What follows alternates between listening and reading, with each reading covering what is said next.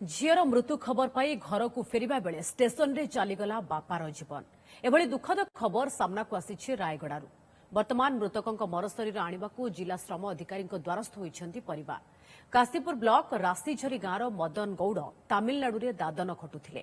गतकाली असुस्थता कारणरू मदन को झीर मृत्यु होइथिला। झीर मृत्यु खबर पाई कोयम्बाटू रेल स्टेशन रे पहुंचीबा बेले सेठारे बापांकर भी मृत्यु होइथिला।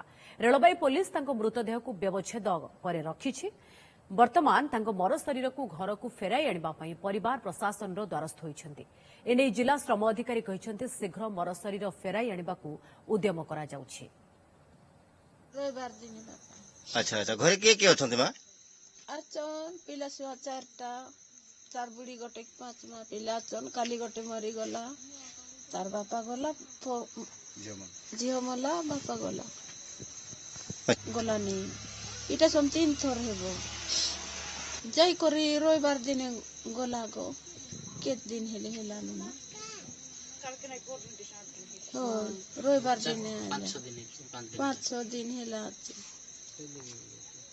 बर्तमान इनक्वारी मु कर सारे इनक्वारी एतिकी जना पड़ा जे से लास्ट 4 तारिख रे से कोयम्बाटोर काम करने जाइथिला हला तमिलनाडु रो। तो सेठी गला बेले को कि 2 दिन होला कोन काम कला काम करिकी तांको घर रो झियो ना के जने एक्सपायर करतिला। से खबर सुनी कि से ट्रेन रे फेरुतिला भितरे से जो हमरो कोयम्बाटोर पुलिस ये रेलवे स्टेशन रे सेठी कोन गोटे अघटन हेई जाइची।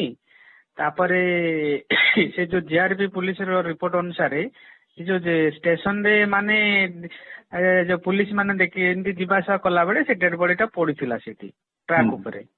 तापरे ताको उद्धार करिकि से माने पोस्टमार्टम पय मेडिकल पठेले ऑलरेडी से डेथ हे जाइथिला। वर्तमान पय डेड बॉडी होउची कोयम्बाटोर जेआरपी पुलिस पाखरे अछि। आ तांकोरी घर लोक भी 2 जण अछन्ती ता सानो भाई आ तांको गां भाई जण अछन्ती सेठी। मु एबे जोगाजोग रछि डेड बॉडी टा एडी आनिबा पय रायगडा को तांको गां लोक भी आछन्ती ता बापा भी आछन्ती मो पाखर अछन्ती बस।